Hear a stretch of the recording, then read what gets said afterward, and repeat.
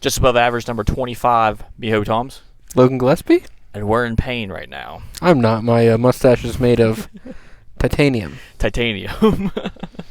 Is that through all the years of creatine and, hard drugs, steroids, alcohol?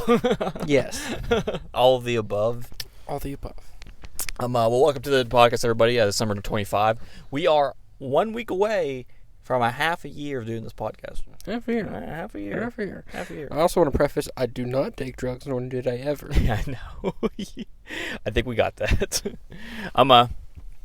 But we're almost halfway through the year. We're on week 26 is next week. 52 weeks in a year. Half 52, 26. And we're almost to 1,000 listens. So thank you guys very much. I mean, half a year doing this is pretty cool. Thank you. Yeah. Once we hit a full year, we'll just freaking. I don't know what will happen. I'll have to live that long first. We need to do something special for that. We should for our 1 year anniversary, just above average. Yeah, that and our 100th, probably. Just above average party. Maybe all of your guests. maybe. But anyways, so Logan, for you today, Logan has been having some trouble with the chest. So why don't you clarify that? Yeah, I have have inflammation of the cartilage, where the sternum and the ribs meet. There's cartilage. Inflammation there. Gets too much, and basically it'll roll into other injuries and whatnot. So yeah. I haven't lifted for about a week and a half now. Wow, that's a lot for you. It's a lot for us in general. Because last thing I did I did squats. Squats. Yeah, and even that affected it because Well, yeah, you push your chest out. Yeah. Anything that would probably stretch your chest out would probably be painful. I would say. It was over 405. So. So, do you think it was benching that did that to you? It was probably a major point because whenever I do bench, I sink in. Yeah, you do have a deep sink. And for the listener, if you guys aren't familiar with the benching part, sinking is putting when the bar rests on your chest, sink it in just a little bit more. Yeah, and I sink it too much where I let it compress my chest a little bit with a rib cage. That gave you cartilage damage? Well, it was that and some of my movement because I do a lot more reps on bench because I'm a gym bro. Yeah, I love bench. Got that gym rat in you, dog. That's how it started. That's how I'm gonna die. Got that rat. They know me as Gilly the Rat. Yeah, that's my mob name. No. So it was a lot of that because, 300 plus pounds can only sink in your chest so much without injuring it. Yeah, and also doing it 4 days a week probably. I did it 2 days a week. I did everything 2 days a week. Okay, all right, whatever. 2 days a week. 2 days a week. There's video evidence. We can go to my gym. But no. it sucks because you're built for bench too. I'm fucking great at it. Yeah, it sucks because you're really built for bench. But the funniest thing that how it came about. Yeah. I was deadlifting. And that was the reason. You're overextending your deadlift. Overextend it, and I'll hear up. Yeah, that'll happen because I definitely told you 5 or 6 times in a row. Don't fucking do it. Don't overextend your lockout on your deadlift. You do that every time we did. Not past few ones that I've done with you, because I've been trying to fix it, and it was up until that point. Yeah. And I thought it was all better, but then I was chopping firewood. Not even just chopping, I was lifting up logs. Yeah. Just last weekend. Last week, yeah. A week or two ago. Yeah.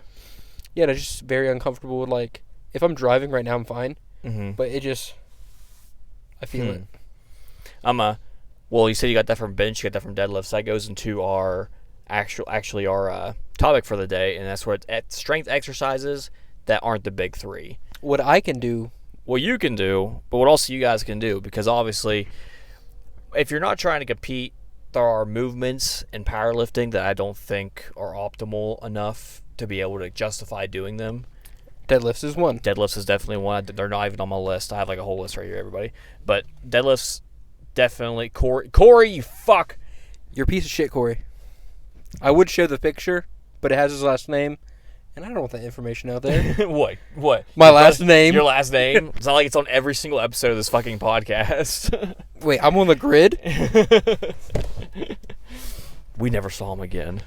I'll go off into the woods somewhere. You could make a decent gym in the woods.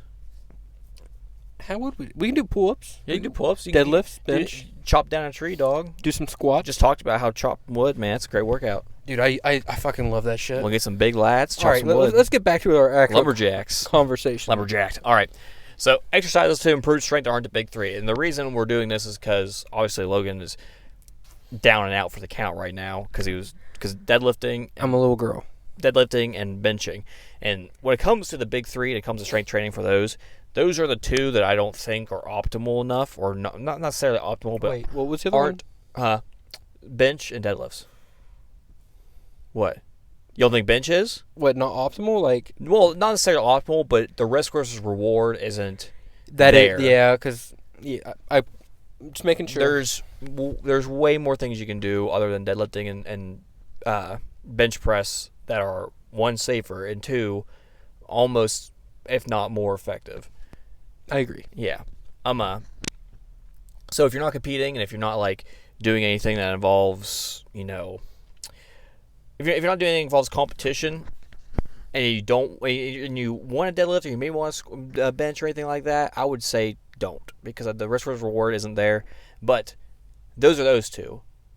Squat, however, I do think the risk versus reward on squat, even though it is strenuous, it's hard to do, it takes a while to learn, but I think you get enough out of squat to justify doing it more than deadlifting and benching.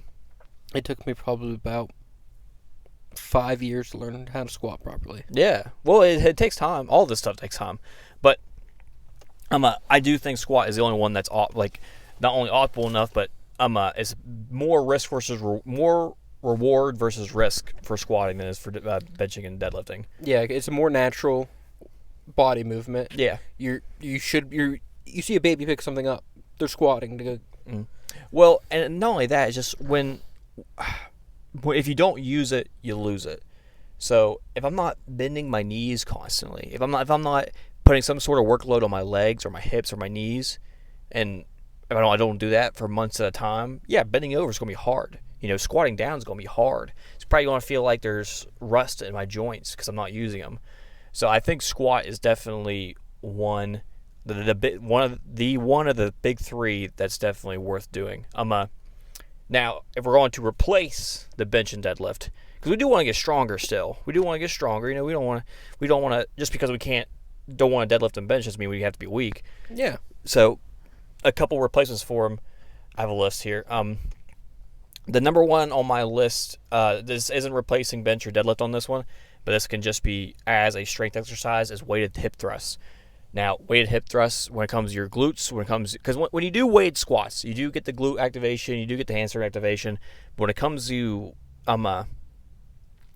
it's more of a quad dominant movement, and it's more of a back dominant movement than it is for your ass and your hamstrings. I mean, you load up your ass, you load up your hamstrings, when it comes to development, you get more out of your quads and your back than when you do squats. So hip thrusts, for weighted hip thrusts, to get that big activation in your glutes and your hamstrings, weighted hip thrusts are like my number one thing. I fucking love doing them. Yeah, it's fantastic. It's a workout. Dude, it's awesome. I love it. See, one of the things is, I'm going to try to think of things because, I didn't prepare because, I'm a piece of crap. One of the things you can do by yourself at home, if listeners are out there want to try, like, hey, I don't go to the gym. Hey, I've never done weighted hip thrust. Mm-hmm. You can do non-weighted hip thrust. Yeah, you really can. You basically just lay down. You bring feet out. Yeah. First, you put them feet on the ground, legs in, and you thrust. Yeah.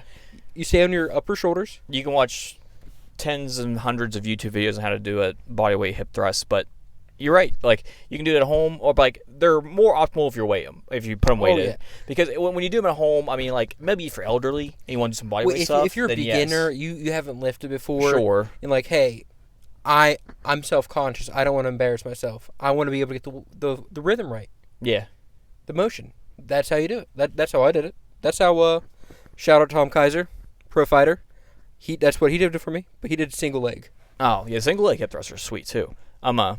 But the weighted hip thrust is like one of my number one things for me. And plus you can track it. I mean, you'll get stronger with it. But the reason I want weighted more than body weighted is because it's your legs. Like when you do body weight legs, I mean, you get some out of it, but your legs are some of your biggest parts of your entire body. You need to put them under stress. You need to put them under weight. You need to put them under some sort of resistance other than your body weight. Now I have a question. Now, do you like the machines better, or do you like the bar? That's a tough one because it depends on the machine. Because if there's a good hip thrust machine, if I can find a good hip thrust machine, Like the one at Johnny's? that's a good hip thrust machine. It's a very good hip thrust machine. Yes. But some of them, like the one in here, doesn't have as much as a range of motion. So like you kind of have to load up with 25s, not 45s. If you load with 45s, you're killing your range of motion. And then like I have to put a pad on top of the pad already on the weight thrust just to get my back higher, so I'm able to get even more of a range of motion. Now, have you ever tried it with the leg extensions? Hip thrusts? Yeah. I've seen those, and It has to be the right machine. it has to be because like I also saw somebody trying to do that too, and the fucking thing flipped over. Well, that bitch was like, had the fucking lock to the bottom. I've seen that episode. Yeah. I was like, all right, first off, calm down. Back it up, bitch. It's like, dude, that video reminds me of like when I was in the military first year. I was squatting Saturday. This, like, Futurama, snooze. Snooze. Snooze. It was that type of chick. Death by snooze. Death by snooze. I was like, all right, this is intimidating. Dude, she loads up like 365, reps the bitch out. The deepest squats I've ever seen. And I'm like, I was squatting. I was on 225 for like fives. I was like, I'm done. She gets it, dog. But she probably had tree trunks for legs too. Dude, put both my legs together. Still not as big as hers. Oh, for sure. Probably got that ass too. All right. Weighted hip thrust. Respectfully, got that ass. Weighted hip thrust. Next thing I do for my lower leg. Well, I personally don't do these as much as I should because they're not difficult to do, but I don't know. They're not enjoyable. They're not enjoyable for sure. But when it comes to strength, and if you don't want to squat or deadlift or anything like that, lunges. Now, the reason I have lunges on here, first of all, I don't do lunges because lunges are hard. I mean, like I said, they're not hard. They're not fun. They're not fun. There, but let's put it like that. They're definitely not fucking fun. Is it the variety? Now, when it comes to lunges, there's a couple ways that I prefer doing them more than other ways. So if I'm doing a regular lunge with just a couple dumbbells or something like that, a kickback lunge, maybe we'll kick your foot back and then coming forward, focusing on that front leg being the one pushing you up, is my preferred one. Now, but if I'm going with a little bit heavier weight and I want to build that kickback will be okay. It'll be all right. It'll get your glute activation. It'll get a lot of leg activation from you. But the actual one that I like the most is a walking lunge. When you walk forward and lunge, because now you're not stationary. You're moving weight. So when it comes to hip stability and balance and trying to be able to balance that weight and work your stabilizers, walking lunges, weighted walking lunges would be my favorite of the lunges. Now, if I'm stationary and I'm picking back, that's fine too. If I'm stationary and I'm coming forward, to me, whenever I lunge forward and kick myself back into a standing position, it's too much momentum for me to where, like, if I lunge forward and I'm getting that activation, by the time I get my knee down and I push back, I feel like I didn't have enough time under tension to be able to get a good workout in. With a dumbbell? I agree with a dumbbell. See, have you ever done barbell? Barbell. If I do a barbell, it will be walking lunges. See, I like barbell. Just going forward.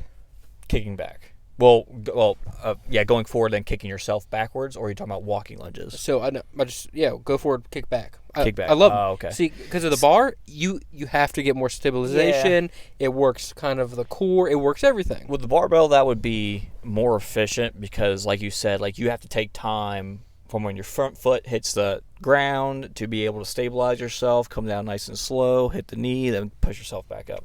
So with the barbell, yeah. But like when it comes to like dumbbells and or body weight, like because dumbbell lunges, like you can just bring your fucking foot forward. Yeah. But when you have something on your back, you gotta fucking make sure that shit is. You gotta be safe. Yeah, you gotta be safe. That makes sense. That makes more sense. It's All around, there's so many variations you can do. Which for sure. It's fantastic. I still think, though, when it comes to walking lunges, it's probably the best for you because you do, like, you're turning a stationary movement into a moving movement, so you're working your stabilizers and you're working your balance more. But those are lunges. Next thing you can do, okay, so these are... I would like to add one. Okay, you want to add one? Let's get it. What do we want? The second word has one of the main three in it. Goblet squats. Oh, okay. Yeah. Goblet squats is good. Yeah, you can get a wider foot stance. Your feet can be more funky. Yeah. And it's just anything. You Yeah. can have kettlebell, You weight. can use a variety of weight. Yeah, you can. Yeah, and even if you're not comfortable, hell, if you're a home, you have a kid, grab that little bastard. Right. Babies are just potential dumbbells. Yeah, babies are just weight. Yep. They're just weight.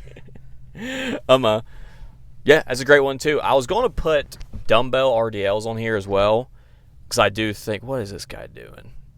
I do think RDLs are better for you than deadlifts because a deadlift, when you overload a deadlift, you're risking rounding your back. You know, you're risking your lower back being rounded as well, which is more dangerous than your upper back being rounded. But when you are doing a dumbbell RDL or anything like that, you start with a stiff back standing up. And then when you come down, you're able to control that stiffness in your back more than like a deadlift when you just deadlift it from the ground. Yeah, I agree. Yeah, so when you do dumbbell RDLs, I would think that would be a really good exercise instead of probably deadlifts if you're looking for something for your posterior chain. And after we name all these exercises, I'll tell you guys how to be able to track them and everything. So the next one, we're going to go into a little bit upper body now. The tale is old as time, song is old as rhyme, the pull-up. It's fantastic. Pull-up. When it comes to strength, and pull-ups, I know most people are going to do them body weight, but when it comes to pull-ups, first of all, they're easy to track because, like, it's just a number. If you're not tracking like the weight of how many of the pull-ups you're doing, but you're tracking the number, it's super easy to track. It's like if you get a new PR, it's like, oh, I did 16 pull-ups last week. It's like, well, I got 17 this week. Oh, easy. It's not like I did 14 pull-ups at 20 pounds this week, and then this week I did 12 pull-ups at 30 pounds this week. It was like, but then when you do body weight pull-ups, it's a little bit easier to track. Are you doing 14 and 17 pull-ups? Me? Yeah. I can probably pop out about 15 right now, I'd say. How many times do you do pull-ups a week? Me? For none. Okay. You think I can do 15 pull-ups? No. I used to do pull-ups. I'll do them right here in this fucking car. I'll break this thing Give off. me the goddamn heat. Don't do that. They'll break. No. Got two right there. I used to do them, the 3 different variations. Wide. Oh, well, actually, it wasn't that. It was pull-ups, chin-ups, and neutral grip. Yeah. 3 sets of 10 when I was in my bodybuilding phase. Mm-hmm. I used to be able to just pump them out. I wouldn't even think about it. for sure. Now, I can maybe get 5. But yeah, like they're definitely worth doing. They're fantastic. They're great amazing. for the back. Yeah, and like I said, they're easy to track. They're amazing for their back and arms. And when it comes to strength training for your upper body, and you're not trying to get injured, pull-ups are definitely up there. Yeah, there's literally, what are the chances you're gonna get hurt? Letting go? Yeah, doing a pull-up. Yeah, well, like when you feel something, you just let go. When it comes to weight, like say if I'm doing a chest press, or say I'm doing like a dumbbell press, and I press that weight, and I feel something about mid-press, I can't just fucking let go of that weight. It's even with deadlifts. You can't all the time. You can't just let go and you feel No, because you've already ruined something. Mm-hmm. Pull-ups are definitely good, and I would say do them weighted as well if you have any weights available for you, and if you don't have like. Because the way to do weighted pull-ups is you need like a belt, obviously a weight belt with a chain on it. Do it safely. Do it safely, yes. But if you don't have a weight belt and with a chain on it, use your regular belt. So if you use your regular belt, you put it on your hips, obviously put it around yourself, and just put a dumbbell in between the belt and you. Make sure it's tight, and you have a weighted pull-up. It's easy as shit. See, I was just gonna say, figure 4 a kid. Figure 4 kid. No. Figure 4 a baby. On the complete opposite side of that, people who can't do pull-ups really well. Yeah. There are assisted pull-ups machines almost at every gym. Yeah, and if you don't have an assisted pull-up machine, bands. Got to do it right though. You gotta do right. You don't want to get them. You don't want to. You don't want that band wedgie. Yeah, you don't want them. Yeah, you don't want to get hit in the balls or the JJ or whatever else you have. Respectfully. Yeah, I don't know what the fuck you have in Yeah, there. respectfully. What else do we have? We got bent over rows. Now I put barbell on here. So bent over rows, another great way to strengthen your back up. It's less strenuous than deadlifts, obviously. It's not going to work your middle back. It's going to work your lats more than anything. Maybe your upper or middle back. But when it comes to lower back, it's not a really big workout for it. Well, you are if you're holding it. Well, a little bit. But when it comes to actual gaining strength, you really need the full motion of a lift to be able to. Yeah, to be able to get. You're gaining a little bit. It's like 2%. Yeah. But it's still a little bit of something. Yeah, but mainly it's lats and upper middle back. But bent over rows, barbell. I mean, I do those things once, maybe twice a week. I love them. And when it comes to weight, I mean, you can load up a bent over row pretty good. I mean, they say you should be able to bench as much as you should be able to row. I can't fucking do that. Wait, excuse me? Yeah, that's the Randy way, dog. Randy, I'm supposed to be able to row as much as you bench. 385. That's what? That's the Randy. You remember Randy, the mailman, the jack dude in here? Bench presses like almost 500 pounds. Yeah, he rose 500 pounds. Maybe if I start rowing heavier weight, yeah, I can. Well, yeah, that's the whole thing. You build your back up. You know, you get just nice strong back. If my back got any bigger, I would look so fucking bench. weird. Yeah, you would. I already look abnormally. Then just get it cut up now. Got that width. Got the build. Just get that shit cut up. I'm trying. You know? I'm getting sick a lot. You know. So I'm trying my best. Bent over rows. Now it says barbell. I put barbell on there because I think barbell bent over rows are better than dumbbell. It is. Dumbbell's probably safer. So if you're not looking to get injured, or if you're trying to keep yourself from getting injury, trying to be injury prone, don't be injury prone. Bent over rows for the dumbbells. Now, barbell, like I said, is going to be a little bit harder, and plus, like dumbbells, like everybody's got a couple dumbbells laying around. Yeah, or a baby, or two babies. Yeah, just grab 2 babies. Yeah, I don't know. Yeah, or a couple ketchup bottles, something. Keg, mini keg, the Heineken keg. But yeah, dumbbells are going to be safer than barbells, obviously. But barbell, I think you get more activation. I think it's a little bit better for, like, a little bit. When it comes to risk versus reward, I think barbell is definitely worth in front of dumbbells. Now, next thing, for your upper body. Like I said, your upper body is a little bit harder to strengthen up without bench. Really is. Because there's just variations of bench. Yeah, it's just variations of bench. I mean, you can do a lot of dumbbell shoulder presses. You can do a lot of dumbbell bench. All those things are probably going to be better for you. And, well, I wouldn't say better for you, but I will say I think dumbbell presses are going to be, like, for risk versus reward, they're definitely better for you than bench. With a barbell bench. I've seen too many people, how they hold their weights and how far they go. But that's lack of information. Yeah. Okay. But how many people have you seen with a shitty bench form? I've seen a lot. See, exactly. So it's just that's just shitty information. That's just bad information on their hand. But over here, like on my list, I have overhead press. Now, is an overhead press safe? Fuck no.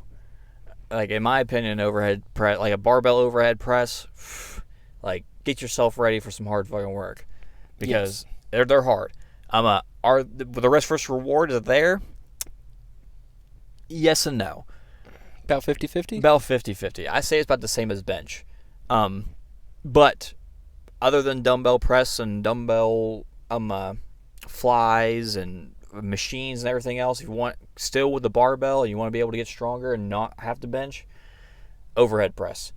The difference between overhead press when it comes to injuries than bench is bench, a lot of the injuries are in your elbows, and overhead press, a lot of the injuries are in your shoulders. So it's kind of like give or take. Which one do you want to give up? Want to give up your elbows? Want to give up your shoulders? No, you said dumbbell or barbell? Now, I like them barbell. Dumbbell, obviously. I want to say they're safer, but it's also hard to justify bringing 2 separate weights up over your head while standing straight up. See, one of the that is true. One of the variations I like for that, single Arnold press. So just on one side, not the double. So yeah, I'll literally show you how I do my own. I'll grab the bench and press. When I switch, grab, hold it, then do my. So you're in a 90-degree seat. You're in a 90-degree bench. Yep. Okay, and you're holding back like this and doing that. Okay. Yeah, you can do that. I feel so much safer, Yeah, and it's just like I only have to worry about one thing at a time. that's true. Yeah. But like I said, like dumbbell, like it's kind of that. I'm also just say pick your poison. Do 2 dumbbells same time, 1 dumbbell each, or a barbell, because when it comes to it, when you do an overhead press, any sort of movement where a weight's going over your head is going to be dangerous, and the risk versus reward is going to be off big time, and the risk, more risk versus reward. But in my opinion, I would say barbell, though, because you have one solid weight you can move. You're not trying to balance 2 weights. Yeah, because anytime I think of anything with dumbbells and pressing, that shoulder going back, I've had that happen to me. Yeah. Yeah, shoulder stability is definitely a big thing when it comes to dumbbells, especially like an overhead press. Yeah, there's been many times where I fucking try to overhead press, and all of a sudden my no reason at all, right shoulder, left shoulder just wants to come back. Just like, hey, I'm out of here, guys. I'll see you guys later. Next thing you know, you have fucking 60, 70 pounds flying behind you. Yeah, because I was doing either dumbbell press, or I was on inclines, and I was on deployment. Mm-hmm. Where were you at? No, Okay. I was out at the sea. Which ocean? What was the coordinates? Somewhere in the meta. I don't know. Launch codes?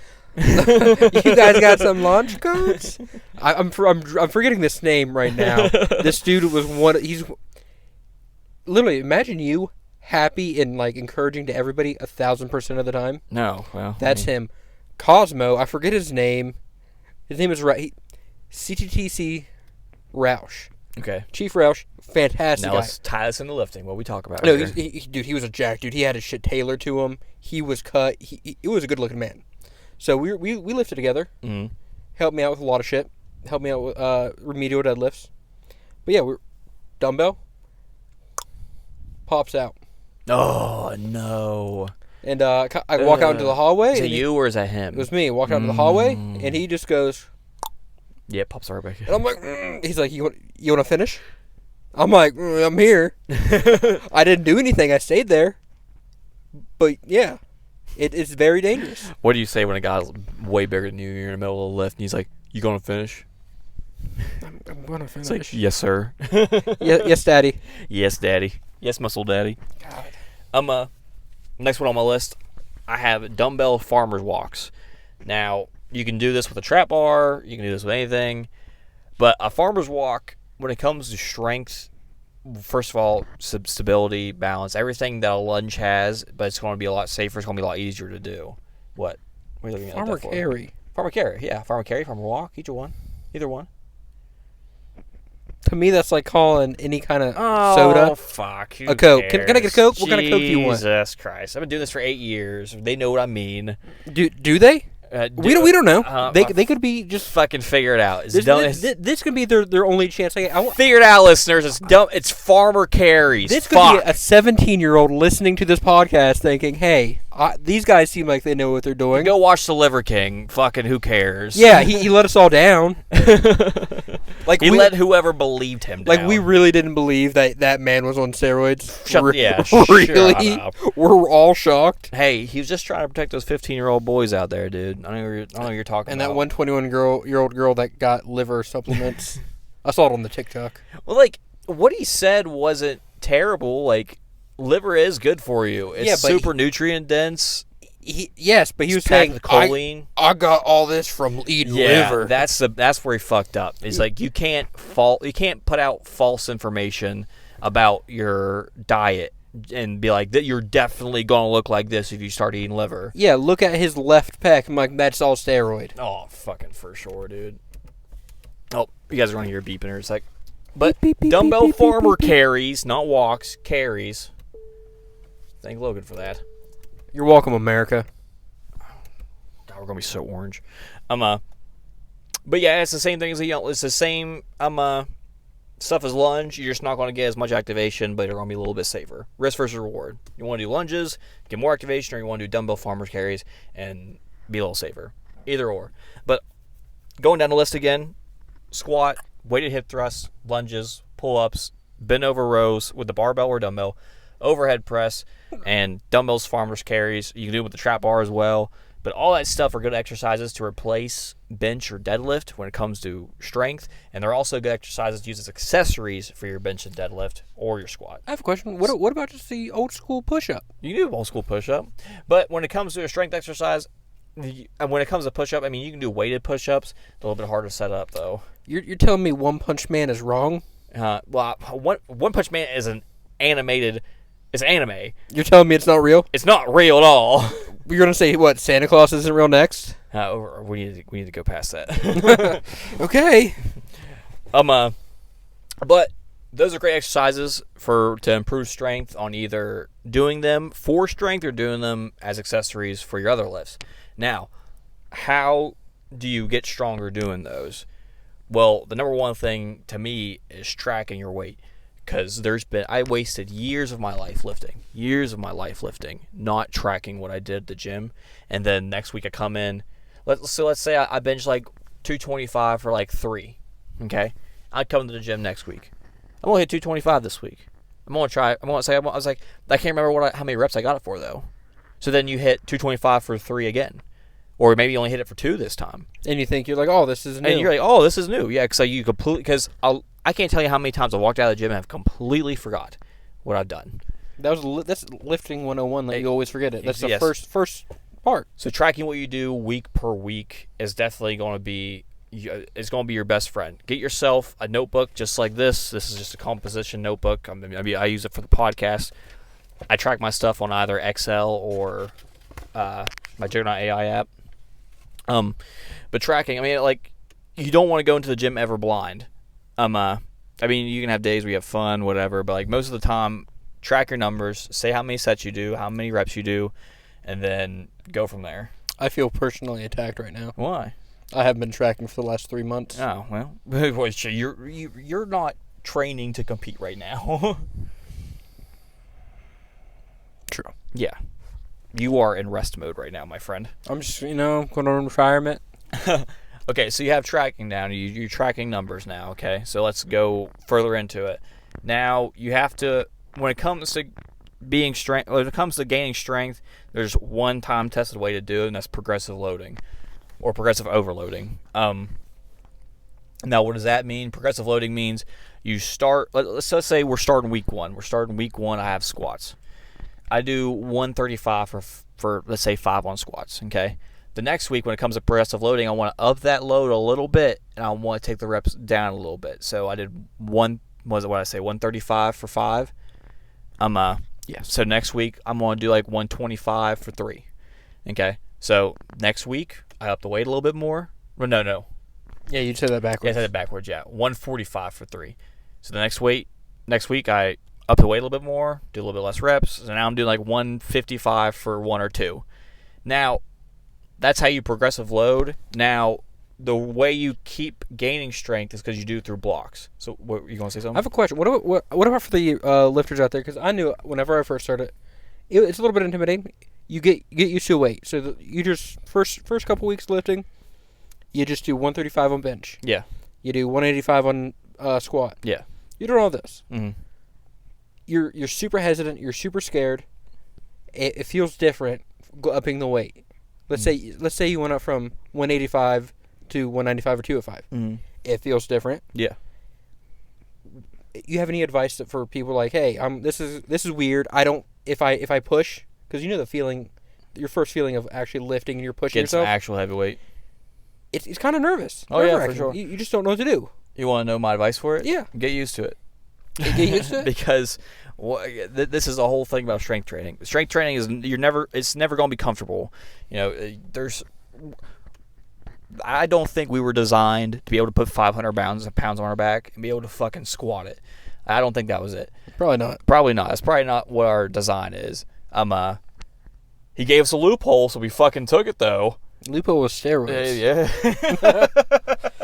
No, so you're saying push past that, not the pain. If there's pain there, you stop. Get to where you're comfortable with weight, and then start adding weight to it. So, like, if you're brand new and you're coming in, like, if you want for a couple months, if you want to just work with a weight that you're comfortable with, it's 100% fine. But when you start up in that weight and you're like, oh, this is a little bit too much, like, this is like feels a little bit too uncomfortable for me. Well, at that point, it's just like, well, you gotta get used to it, because I've been powerlifting for 5 or 6 years now. There's a huge difference, a giant difference between 315 and 365. Giant difference. Yes. And when it comes to percentage-wise, I mean, if I can squat 500 pounds, I mean, that little 50-pound jump is only 10%. It's not too bad. Not a bad jump at all. But that shit's uncomfortable. And I've been doing that weight for God knows how long. I don't even like that jump. I don't even like the jump. I usually just go 315 straight to 405. But you're talking about even being even more uncomfortable doing that. So it's just the point of getting used to it. Strength training is hard. It's never easy. It hurts. But it's worth it. Yeah, so whenever you're doing it, you should feel pressure. It should feel uncomfortable. Yeah. If it feels pain, stop it. Because if you feel pain when you're doing it, pain and uncomfortability are two different things. Yeah, because if you start feeling pain, you're out of your form's gone. Your form's gone, or maybe you jumped up too much weight, or you're doing too many reps. Could be a bunch of things. But if you're just uncomfortable, like, you can't go your whole entire life being comfortable. Yeah, you have to be uncomfortable. Uncomfortable is where you grow, and that comes with anything: lifting, work, family, friends, your life, whatever. But if you just want to quit because it's uncomfortable, then you shouldn't have fucking started in the first place. All right. What? It feels like you're directing this at me. Excuse me, sir. I can lift pretty heavy weights. All right. So when it comes to progressive loading, like I said, I'm starting with your lightest weight, most reps, ending with your heaviest weights, less reps. Well, did I say that right? Your lightest weight. I wasn't listening. Lightest weight, more reps. Highest weight, less reps. Yes. Yes. Now, so you're progressive loading now. So now you're every single week you're going up a little bit, in weight, and you're going down a little bit on reps. Now you can only do that for so long, obviously, because one or two things are going to happen. One, you're going to fail the weight, or two, you're going to get to the point where you can't lift anything less than one rep. So yeah. How we do that is we put these little tiny progressive loading sections into what we call blocks. So if you guys ever have heard of blocks in powerlifting or blocks in like strength training, blocks are a period of time. It could be any period of time where you progressive load before you restart your progressive loading. So like in the case where my block, I do 4 weeks. So I will progressive load for 3 weeks, start with something, lightweight, more reps. Next week, go up a little bit and weight, less reps. Next week, go up a little bit and less reps. And then on the 4th week, I'll deload. And that's my very first strength block. Now, what is deloading? Deloading is... I actually know. Well, I know what deloading is, too. What's deloading, Logan? Well, it's where you're a little bitch boy and you don't lift as heavy a weight. That's what it is in my mind. Deloading is a necessary evil, okay? Is it? It's a necessary evil. And it's not evil at all. I don't know why it's called evil. It's fantastic for you, actually. It's a deload week is... when you progressive load, you do strength training for God knows how many weeks in a row. It takes there on your body, almost to the point of injury, or sometimes to the point of injury. So what I like to do is every 4th week, so progressive loading for 3 weeks, the 4th week I deload. I'll do like 50% of weight. I'll literally cut it in half, 50%. I'm talking like squatting like less than 300, benching like less than 225, deadlifting less than 405. And I'll do that for just a couple sets, just a couple reps. Nothing crazy, just something to keep my form down, but also keep the blood moving. But that gives me a nice rest for the week. So after my deload week, I start another block training of progressive loading. So after that deload, what I'll do is when it comes to time tested, if this works or not, this is what works for me the best. It might not work for everybody, but this works for me the best. I don't know what works for you, but this works for me the best. See, I like to go make mine 6 weeks. Every 6th week deload. Yeah, every 6th week I deload. I just feel like I don't get enough time getting everything. I hit a lot more things, less weight now. Yeah. And so I'm doing a lot more things. Not at high weight. Not as strenuous. Yeah. So you can probably get away with the 6 weeks. I can get away with 6 weeks. Mm-hmm. But I definitely need, on that 6th week, I need to relax. Yeah. It's almost like a rest week, if you will. Oh, okay. So we do the deload, and then so the way you gain strength and the way you do block training is so you do your very first strength block, okay? So then you deload. Now your next strength block, what you did on the first week of your first block, you up the weight a little bit, but you keep the reps the same. So let's say your very first block, you did 135 for 10 on squat. Now your second block, after your deload week, obviously, you're going to do like 145 for 10. So you up everything by 10%, 5%, whatever it is. Yeah. What I like to do is I up everything lower body by 10, so like my deads and squats or any of the exercises we just listed off today, I'll go up 10%. Now if it's upper body, I'll only go up 5. Switches up. You know what? Did I say 5? Let's go to 3. Let's go 3% on the lower body. You don't need Let's legs. go 20 on the upper. Let's go 20. Let's go 30. Fuck it. But yeah, so you'll restart, and then you do that for all those weeks. So the second week on your second block, let's say the first block you did 145 for 8. Now this week, on this block on your second week, you're going to do 155 for 8, and then you do the same thing for the third week, just up the weight a little bit, keep the reps the same, and then that fourth week you deload, and then what do? Do it all over again. Then you do it all over again, and that's how you do block training. That's how you progressive load, and that's how you track. Those things right there are what's I would say is the third most important thing when it comes to powerlifting. Well, if you want to get stronger as well, too. Yes, and if you want to just do any sort of strength training, that right there, I would say tracking, progressive loading, and block training are what I would recommend to become stronger in any sort of area and any sort of exercise. Now, what's more important, now, we just did this whole entire thing. We just did this whole thing where I just named off squat, hip thrust, lunges, pull-ups, bent over barbell rows, overhead press, dumbbell farmer's walks, block training, progressive loading, tracking. You know what the most important thing is out of all those things? Consistency.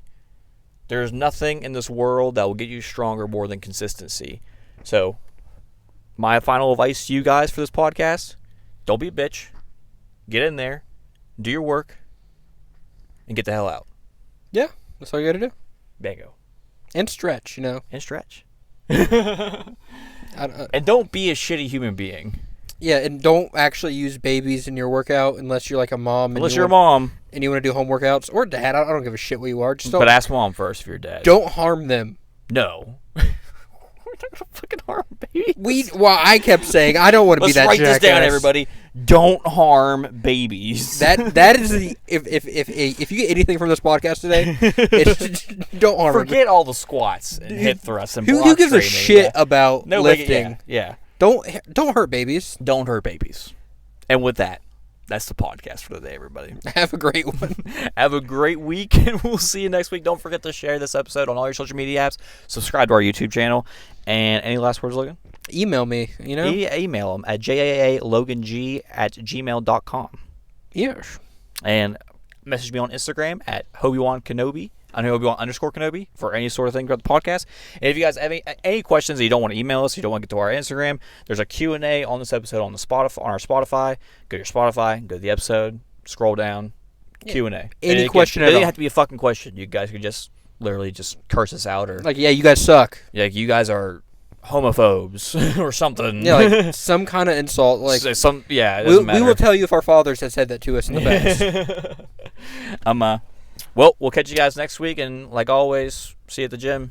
Yeah, thank you. Yeah, be just above average. Yeah. Yeah. Later. Okay. See you guys.